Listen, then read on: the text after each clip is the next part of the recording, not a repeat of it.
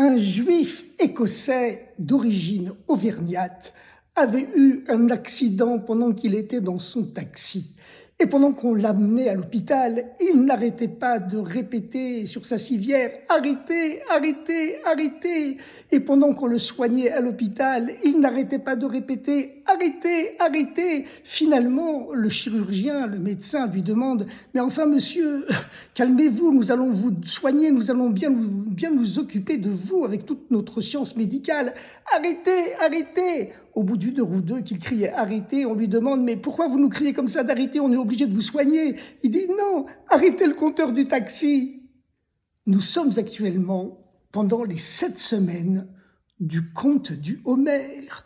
Le conte du Homère, c'est une période extraordinaire qui se déroule sur exactement 7 semaines, les 7 semaines qui séparent la fête de Pessah de la fête de Shavuot, qui commémore le don de la Torah. La fête de Pessah commémore la sortie d'Égypte. Les Hébreux, nos ancêtres, étaient esclaves en Égypte, et puis ils ont été libérés par la grâce de Dieu, mais ils n'étaient pas suffisamment purs pour recevoir la Torah tout de suite. Ils ont dû se préparer pendant 7 semaines, parce que le chiffre 7, bien sûr, c'est un chiffre sacré. Et au bout de 7 semaines de préparation, c'est-à-dire cette fois 49 jours, eh bien le 50e jour, Dieu est descendu sur le mont Sinaï et a donné les 10 commandements, les 10 commandements que vous voyez ici sur cette table, là-haut, les 2 tables de la loi, tenues par les 2 lions de Juda, les 2 lions de Yehuda. Alors vous savez que les antisémites, eh bien pour insulter quelqu'un, ils le traitaient de Judas. Mais en vérité, la tribu de Juda, c'est la tribu royale. Tout le roi David venait de la tribu de Juda. Tous les grands rois d'Israël viennent de la tribu de Juda. Et le Messie lui-même sera un roi qui viendra de la maison de Juda. Ce ne sera pas seulement un roi, ce sera aussi un rave, un maître spirituel et un prophète. Mais il sera aussi un roi.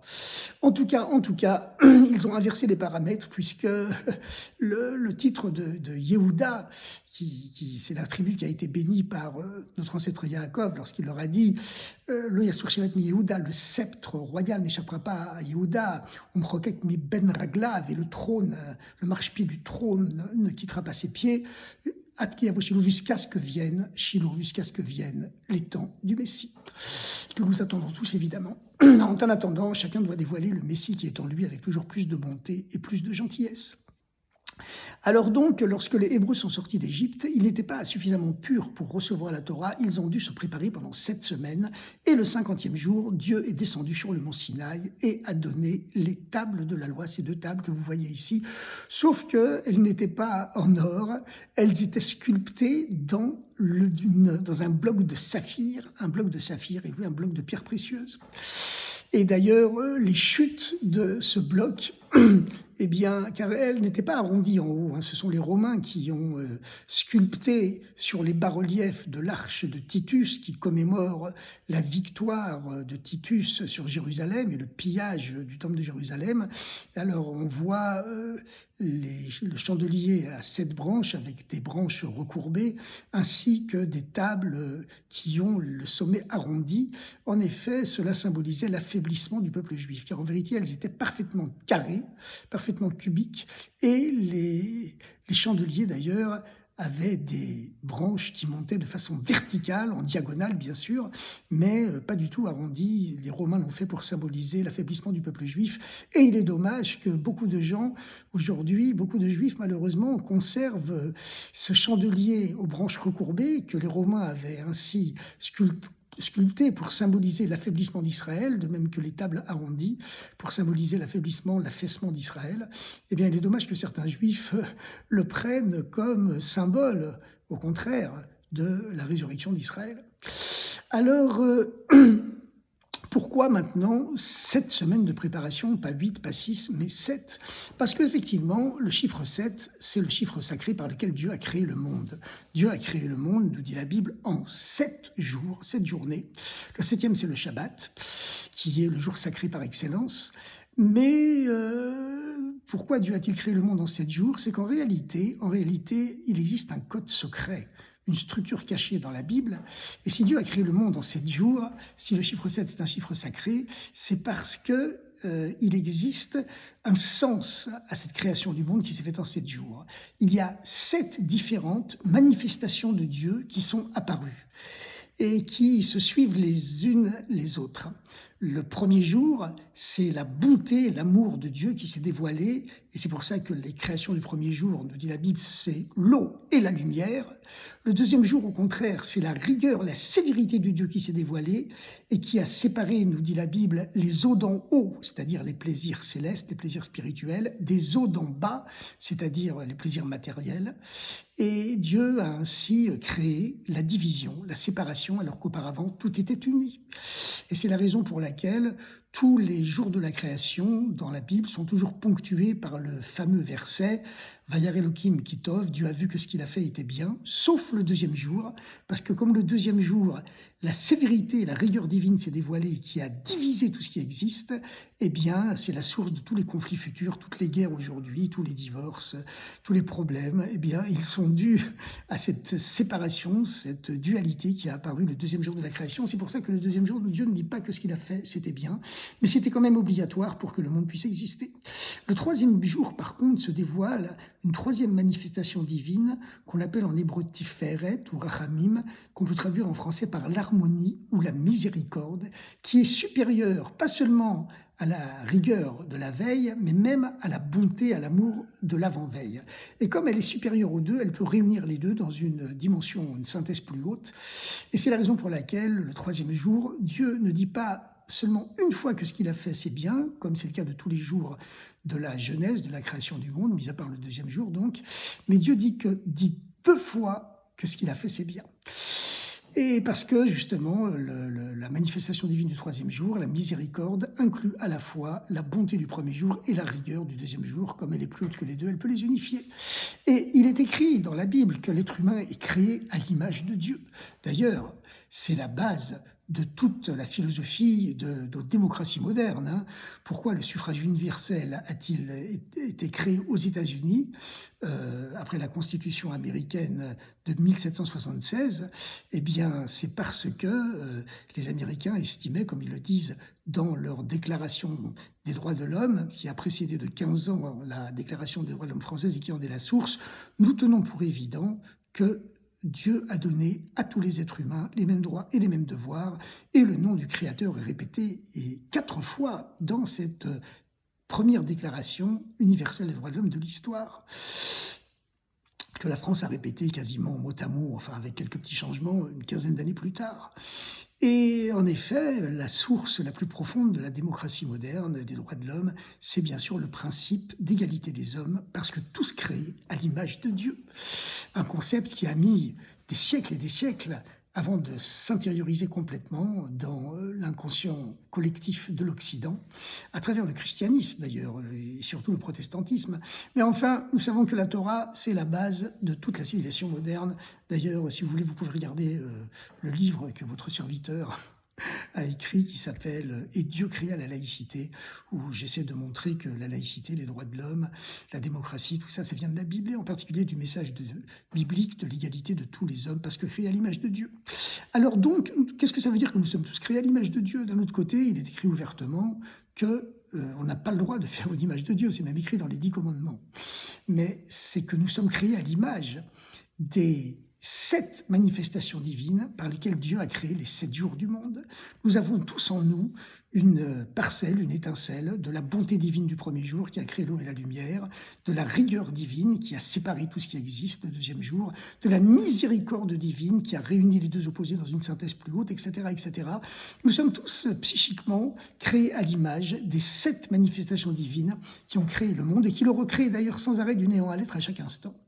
Mais comme disait Rousseau, tout est bien dans la main du Créateur, mais tout devient imparfait et tout se souille ensuite dans les mains des créatures. Bon, je suis désolé de citer Jean-Jacques Rousseau, mais vous savez, finalement, tous les grands auteurs, les pères des Lumières, comme on les appelle, même si elles étaient quelque peu ténébreuses, ils ont tout pris de la Bible. Hein. Voilà. Alors, donc, effectivement, nous sommes tous créés à l'image du divin et à l'image des 7 manifestations divines par lesquelles Dieu a créé le monde. Et lorsque les Hébreux, nos ancêtres, sont sortis d'Égypte, eh bien, ils ont dû purifier les 7 sentiments qu'ils avaient en eux. Et chaque année, lorsqu'on commémore et on revit la sortie d'Égypte, par la fête de Pessah, la Pâque juive, eh bien, ensuite, on ne peut pas recevoir tout de suite la Torah directement. Il faut d'abord se préparer, purifier les 7 sentiments divins qui sont à l'intérieur de nous, dans notre cœur, dans notre tête. Et c'est lorsqu'on a fini de purifier ces 7 sentiments pendant les 7 semaines du conte du Homer, les 49 jours du Homer, qu'on est digne de recevoir la Torah lorsque Dieu ouvre la 50e porte.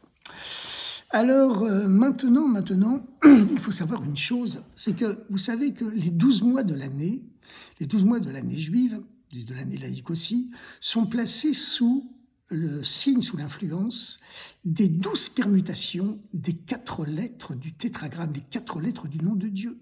En effet, le nom de Dieu s'écrit en 4 lettres. Dans l'alphabet hébraïque, c'est le Yud, le He, le Vav et le He. Et nous savons que 4, c'est un multiple de 12 et vice-versa. Donc, chaque mois, les lettres du nom de Dieu changent de position dans le ciel. Le premier mois de l'année biblique, c'est le mois de Nissan, le premier mois du printemps, où le peuple juif est né, où il est sorti d'Égypte. En Égypte, il était comme un bébé, un fœtus dans le ventre de sa mère. Et pendant le mois de Nissan, brille dans le ciel le tétragramme pur, à savoir dans l'ordre, le Yud, le He, le Vav et le He. Et puis ensuite, le deuxième mois, le He se met en première position avant le Yud, et ainsi de suite. Les noms de Dieu permutent, les 4 lettres du nom de Dieu permutent 12 fois et donnent ainsi naissance aux 12 mois de l'année. Mais ce ne sont pas seulement les 12 mois de l'année qui sont placés sous l'influence des 4 lettres du nom de Dieu, c'est que les 4 semaines de chaque mois, les 4 semaines sont également placées sous l'influence des 4 lettres du nom de Dieu. Et les quelques jours qui suivent les 4 semaines sont inclus dans ces 4 semaines. Et on sait qu'il existe une hiérarchie dans les lettres du nom de Dieu. La lumière divine est beaucoup plus forte dans la première lettre, qui est le Yud. Elle s'amenuise dans la deuxième lettre, encore plus dans la troisième et encore plus dans la quatrième. Et d'une façon générale d'ailleurs, on distingue 2 dimensions dans le nom de Dieu, les 2 premières lettres, le Yud et le He, qui expriment la face cachée du divin, et les 2 dernières lettres, le Vav et le He, qui expriment la face dévoilée du divin. Le Yud He, les 2 premières lettres, évidemment, c'est un niveau beaucoup plus haut que les 2 dernières. Et chacune des 4 semaines de chaque mois est placée sous le signe de ces 4 lettres, sous l'influence de ces 4 lettres, si bien qu'il existe une gradation dans chaque mois. Chaque mois juif est un mois lunaire. Le 15 du mois, c'est toujours la pleine lune, et la lune symbolise le peuple juif, et au-delà du peuple juif, l'humanité, et puis le soleil symbolise Dieu. Et donc, le peuple juif, il a un calendrier lunaire parce qu'il est conscient que sa lumière ne vient pas de lui-même. Il ne fait que réverber la lumière de Dieu, comme la lune ne fait que réverber la lumière du soleil. Voilà, le calendrier occidental, par contre, il est totalement solaire, à savoir, c'est moi qui me suis créé tout seul, c'est le comble de l'ego, qui fait que l'Occident a toujours cherché à conquérir le monde entier. Le calendrier oriental, par contre, il est complètement lunaire, parce que l'Orient, les civilisations arabo-musulmanes de l'Orient estiment que l'être humain n'a aucun libre arbitre, aucune liberté, il est complètement soumis au décret divin. Et donc, il n'est qu'une lune quelque part. Bon, le calendrier juif, lui, il inclut les 2, puisque tous les 3 ans environ, on rajoute un 13e mois pour que le calendrier lunaire, qui est notre calendrier de base, se rajuste aussi sur le calendrier solaire. Voilà. Donc, on est la jonction, la synthèse entre l'Orient et l'Occident. Mais en tout cas, de la même façon qu'il existe une hiérarchie entre les 4 lettres du nom divin et les 2 premières et les 2 dernières en particulier, eh bien, il existe une hiérarchie dans les 4 semaines de chaque mois. Pendant les 2 premières semaines, la lune est montante et par exemple, la coutume juive, c'est de ne célébrer les mariages que pendant les 2 premières semaines parce que la lumière divine, symbolisée par la réflexion solaire par la lune, est montante. Puis le 15 du mois, la plupart des fêtes juives sont le 15 du mois parce que ça signifie que le peuple juif reflète la lumière divine à son maximal. Et puis ensuite, la lune commence à descendre. Donc, ça exprime un degré de lumière divine qui est beaucoup moins fort que dans les 2 premières semaines de l'année. Mais pourtant, le mois dans lequel nous sommes actuellement, qui est le mois de Iyar, qui est le deuxième mois du calendrier juif après la sortie d'Égypte, c'est un mois qui est béni spécialement parce que tous les jours de ce mois sont mis à égalité, à la différence des autres mois de l'année, ils sont mis à égalité par une mitzvah, par un commandement qui est la mitzvah du compte du Homer. Chaque jour, on compte un des 49 jours qui nous séparent du nom de la Torah, et cela met à égalité chaque jour. Il n'y a plus de supériorité d'une semaine sur l'autre. Toutes ces notions de supériorité, de hiérarchie qui sont valables pour tous les mois de l'année, elles n'existent plus dans le mois de Iyar, donc le deuxième mois après la sortie d'Égypte, parce que le mois de Iyar, il y a ce commandement du compte du Homer, de préparation pour le Homer, qui est le même pour tous les jours du mois.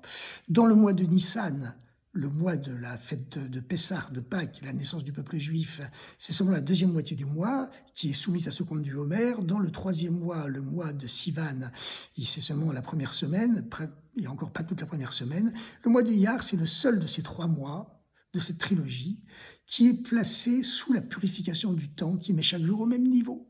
D'où vient cette force de servir Dieu avec la même force pendant tous les 4 semaines du mois, et même les quelques jours qui sont inclus dans les 4 semaines et qui suivent, eh bien, cette source, elle se trouve justement indiquée par les initiales des 4 lettres du nom du mois de Iyar. Le mois de Iyar se compose de 4 lettres, Aleph, Yud et Resh, dans l'alphabet hébraïque. Aleph, c'est l'initiale de Abraham, le premier juif de l'histoire. Les 2 Yud, ce sont les initiales de Yitzhak et Yaakov, les 2 autres patriarches. Et le Resh, le R final, c'est l'initiale de Rachel, celle qui est considérée comme l'élu des matriarches. Eh bien, le propre de ces 4 figures bibliques légendaires, c'est qu'elles représentent les 4 roues du char céleste dont les grands prophètes, Ézéchiel, Ishayahu, Isaïe, ont eu la vision. Et d'ailleurs, le premier jour de Shavuot, dans la Haftara, on lit la Haftara du char céleste, qui est la base de toute la Kabbale avec la création du monde. Et qu'est-ce qu'on voit? C'est qu'un char, par définition, il n'a aucune liberté. Il est complètement soumis à son cocher ou à son pilote. Voilà, je parle des chars Merkava. Les tanks israéliens sont appelés, comme on le sait, la Merkava, qui signifie en hébreu le char, qui est une allusion au char céleste. Mais en réalité, c'est ce qui donne cette force de servir Dieu toujours de la même façon, par le compte du Homer, qui est le même chaque jour, bien qu'on augmente chaque jour. Mais on ne met pas un jour plus que les autres en disant premier jour, deuxième jour, troisième jour. On dit ceci est un jour du Homer, ceci est 2 jours du Homer, ceci est 3 jours du Homer, pour montrer que chacun exprime une vérité divine à lui tout seul, au même niveau. Alors maintenant, évidemment, ce qui nous permet de servir Dieu tous les jours du mois, et on prend la force de ça pour servir Dieu tous les jours de l'année, bien sûr, mais la source, c'est pendant ce mois central du conte du Homer, c'est justement ce concept de Merkava, ce symbole de la Merkava, le char, parce que le char, justement, il est complètement soumis à son cocher, et c'est la soumission totale à Dieu qui permet justement de devenir un char et de s'identifier au char céleste et de mériter finalement d'arriver à recevoir la Torah lorsqu'on a ouvert les 49 portes de notre âme et on a purifié dans tous les détails chacun des 7 sentiments qui est en nous et qui inclut tous les autres, c'est pour ça que ça fait 49, chacun incluant tous les 48 autres, eh bien on arrive ainsi à l'ouverture de la 50e porte où Dieu descend sur le mont Sinaï et donne les tables de la loi qu'on voit au-dessus de moi et au-dessus de toute l'humanité d'ailleurs, car c'est le code moral et civil et spirituel de l'ensemble de l'humanité. On n'a pas fait mieux depuis. Alors, chers amis, maintenant il y a une question qui est posée. Une question qui est grave et qui a eu des répercussions énormes dans toute l'histoire du peuple juif, c'est justement la façon dont est formulé l'ordre divin, le commandement divin de compter ces 7 semaines du Homer. Il est écrit dans la Torah, à partir du lendemain du Shabbat, Mimorchat Shabbat, vous compterez 50 jours. Le 50e, c'est le jour où Dieu donne la Torah. Mais c'est bizarre, parce que on commence à compter le Homer le deuxième jour de la fête de Pessah, qui dure elle-même 7 jours en Israël et 8 jours en diaspora. Donc, pourquoi est-ce que la Bible nous dit « Vous compterez mi-mochat à Shabbat » au lendemain du Shabbat, et non pas au lendemain du premier jour de la fête de Pessah, la fête de Pâques. Et vous savez que cette petite différence a créé un véritable schisme dans l'histoire du peuple juif, car au 1er siècle, avant l'ère commune, avant l'ère chrétienne, eh bien, certains grands rabbins ont décidé qu'il fallait prendre toute la Torah à la lettre, et ils ont décidé que, puisqu'il est écrit dans la Torah que le conte du Homer commence, selon le verset biblique, au lendemain du Shabbat, eh bien, cela signifie qu'il faut commencer à compter le Homer au lendemain de la lecture de la création du monde et du premier Shabbat du calendrier, qui est toujours le premier mois, le mois de Tishri. Et ça a créé un grand schisme, parce que les rabbins, dans le Talmud, estiment au contraire que lorsque la Torah nous dit qu'on commence à compter les 49 jours du Homer à partir du lendemain du Shabbat, Mimochat à Shabbat, Tisperu Chamishim Yom, vous compterez 50 jours, eh bien, dans Shabbat ici ne veut pas dire Shabbat, le premier Shabbat de l'année, mais veut dire, au contraire, le lendemain du premier jour de la fête de Pessah. Et ça a engendré un véritable schisme. Les Karaïtes ont complètement dévié du judaïsme, et pendant près de 1500 ans, les Juifs orthodoxes, qui restaient fidèles à la tradition orale, se sont opposés aux Karaïtes, qui, à partir de cette différence entre l'interprétation du au lendemain du Shabbat, pour eux, c'est au lendemain du Shabbat au sens littéral, il ne faut pas en sortir, et pour les rabbins dans le Talmud, non, ça veut dire au lendemain de la fête de Pessah. Et finalement, les Karaïtes, comme on les appelle également les Sadducéens, les Tzedoukim, ils ont fini par disparaître, parce qu'ils avaient oublié la loi orale, ils ont fini par disparaître, mais ce schisme a duré pendant près de 1500 ans. Il ne s'est véritablement été résorbé qu'à la fin du Moyen-Âge.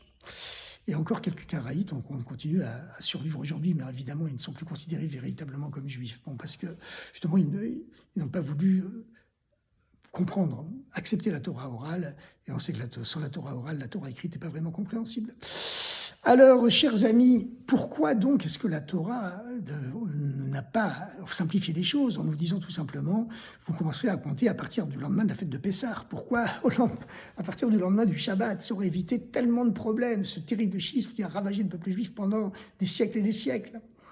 Eh bien, pour comprendre cela, il faut comprendre qu'en vérité, il existe une trilogie donc, de préparation au don de la Torah. Ce sont les mois de Nissan, le mois de Iyar, dans lequel nous sommes actuellement, et finalement le mois de Sivan, où Dieu donne la Torah le 50e jour du conte du Homer, c'est-à-dire le 6e jour du mois de Sivan.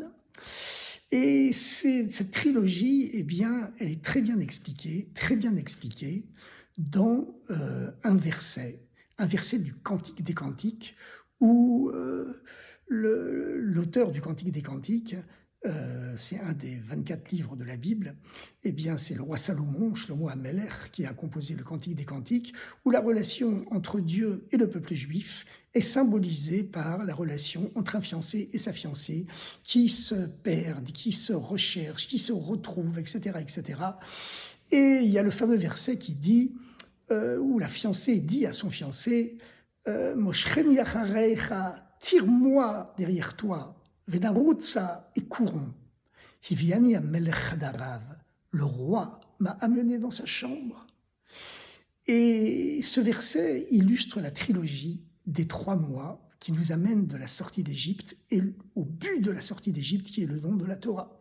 Parce que lorsque les Hébreux sont sortis d'Égypte, ce n'était pas pour aller créer un État juif au Moyen-Orient qui serait semblable à tous les autres États du monde. Non, c'était pour incarner des valeurs célestes sur la terre matérielle d'Eretz Israël. Et c'est pour ça qu'avant de conquérir la terre d'Israël, il a fallu d'abord recevoir la Torah pour incarner les valeurs de la Torah ensuite dans la dimension terrestre de l'existence.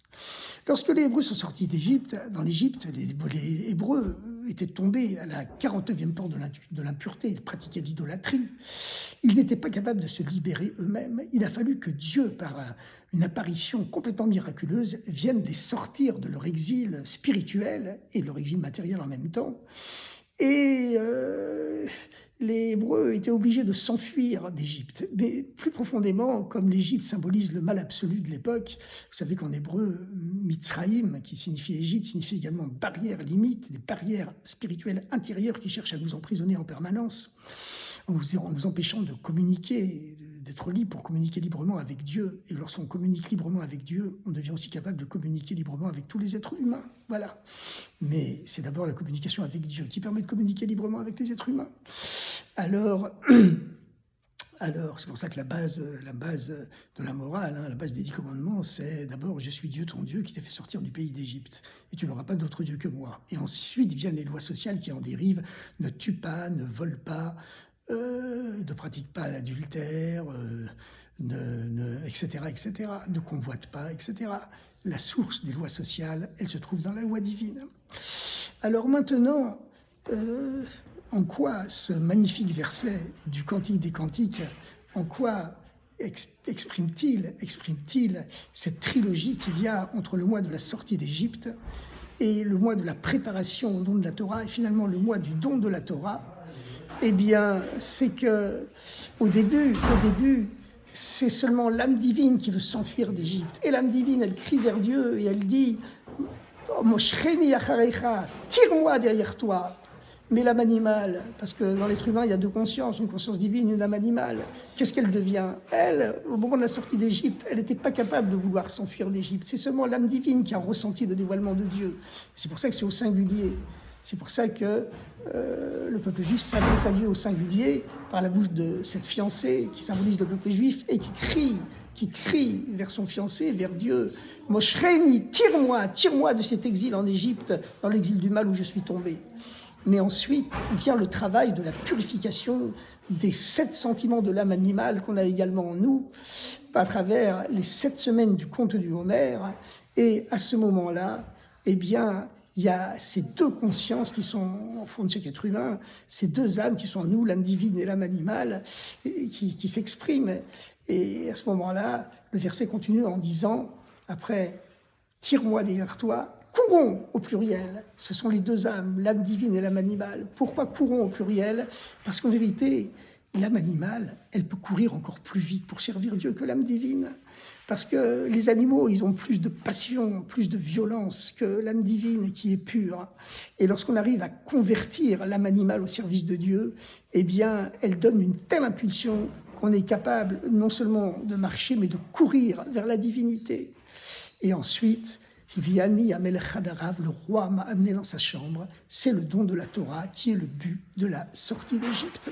Alors maintenant, pourquoi est-ce qu'il y a eu cette curieuse, étrange formulation Sfartem lachem, vous compterez pour vous. Et vous savez que le mot compter en hébreu, sa racine, c'est le mot sfartem, sa racine c'est le mot saphir. C'est-à-dire qu'il faut faire briller cette sortie d'Égypte en nous, comme une pierre précieuse, comme un saphir, la pierre dans laquelle étaient taillées les tables de la loi, qui sont au-dessus de moi toujours, et au-dessus de chacun de nous d'ailleurs.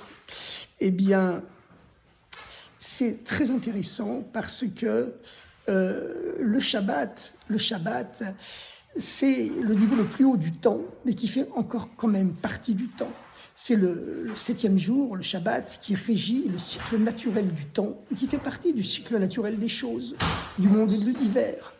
Par contre, lorsque la Torah nous dit « vous compterez au lendemain du Shabbat », ça veut dire qu'il faut se mettre plus haut que le temps, plus haut que le monde, plus haut que la nature. Et c'est seulement comme ça qu'on peut convertir cette âme animale qui est en nous à servir Dieu. Et c'est seulement lorsque l'âme animale est convertie à ce service de Dieu, parce qu'on purifie les 7 sentiments de l'âme animale pendant les 7 semaines du Homère, qu'on devient capable de courir vers Dieu, parce que l'âme divine, elle marche à son rythme, mais elle n'est pas capable de courir aussi vite que l'âme animale, et qu'on peut donc recevoir la Torah lorsque s'ouvre la 50e porte. Alors bonne préparation à la fête de Shavuot, et sortons de cet exil spirituel qui amène l'exil matériel, parce que vous savez, lorsque lorsqu'on se couche, on se prosterne devant les idoles qu'on a à l'intérieur de soi. Finalement, on se prosterne devant les idoles qui sont à l'extérieur. Et on prie pour que le peuple juif retrouve son indépendance, retrouve son autonomie, qu'il arrête de se soumettre aux grandes puissances de ce monde et qu'il ait la force de proclamer dans le monde entier que Dieu a rendu la terre d'Israël au peuple juif parce qu'il avait promis dans la Torah, que ce soit à Gaza, en Judée, en Samarie, dans le Golan, dans le Negev et sur les plaines du bord de mer, comme dans la Haute et la Basse Galilée. Et c'est à partir de là que viendra la bénédiction pour le monde entier, en commençant par nos illustres voisins. Alors bonne préparation au don de la Torah et à l'avenue du Messie, du Mashiach. Que chacun porte en soi une étincelle du Messie. Il faut la dévoiler par plus de bonté, plus de gentillesse. Mais quelquefois, on doit se souvenir du verset qu'on répète tous les jours dans la prière et qui dit Dieu donnera à son peuple la force et c'est seulement ensuite qu'il pourra lui donner la paix. Alors, chers amis, bonne fête et à bientôt.